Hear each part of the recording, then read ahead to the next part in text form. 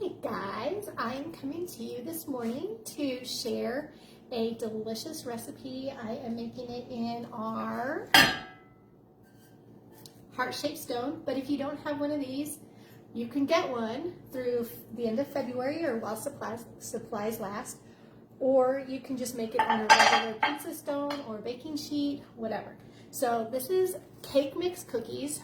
I'm doing strawberry because I thought it would be super pretty and pink. We got our little bag slicer, bag seal and slicer. And so this is just going to go into a mixing bowl. If you have a stand mixer, it's super, super easy. If you don't have a mixer, you can still do it by hand. It doesn't take a lot of mixing. I've got half a cup of oil. I'm using coconut oil, but anything you like. I did melt it because my kitchen is kind of chilly and it was hard as a rock. So the recipe calls for oil, so use your best judgment of what kind you would like. And we've got 2 eggs. Did I do both of them? Why does that just look like one? That looks like 1 egg. It calls for 2. Oh, here it is. Found it. It was hiding. And it's always a good idea to crack your eggs into a separate container just in case you get any shell or if your egg is bad. That way it won't ruin your whole recipe. There we go. So this is going to go in the mixer for seconds, like maybe 30 seconds on mix.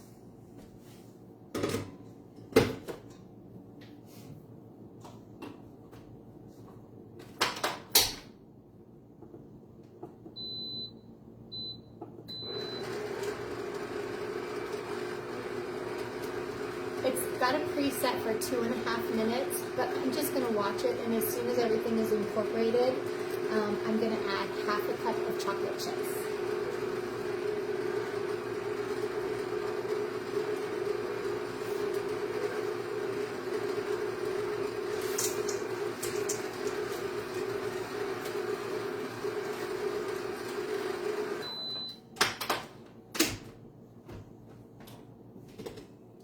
I didn't look, but seriously, that was what, like 20 seconds.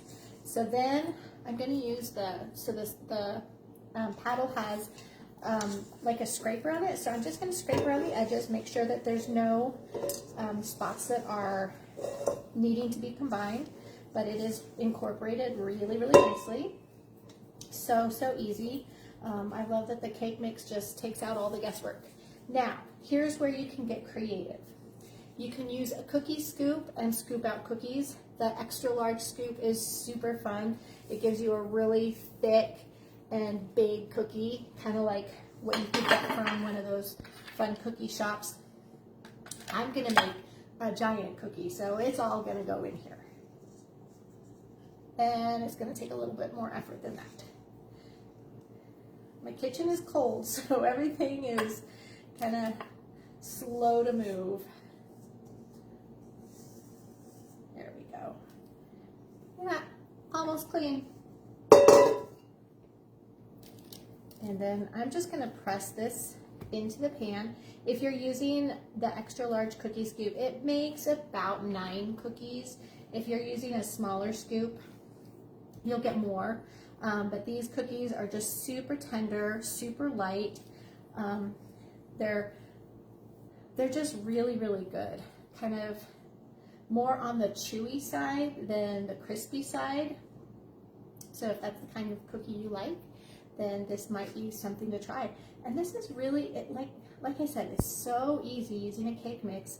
It already has many of the ingredients there for you. So it would be an easy after school treat to make with kids, or if you have grandkids visiting. Like, a cake mix is so easy, and they're pretty inexpensive. I mean, you can get them in any flavor. I have done chocolate. I have done a white or a vanilla cake mix. You can do funfetti. That would be really fun for like a birthday or something like that. And it's gonna spread a little bit, so if you're making them into cookies, you do want to make sure that you leave some separation. But the cooler the batter, the less it is likely to spread. So that's why a lot of times you chill your dough before you bake it so that it'll maintain its shape. So I don't have to worry. I just don't want the edges to be super thin and burn and then thick in the middle, because when you're doing it in a giant cookie, it does take a little bit more time, because when they're separated, you have more surface area hitting the warm oven temperature. And so it cooks all the way around, but here it's just kind of cooking from the top is getting the convection air, and then the stone will get the conduction.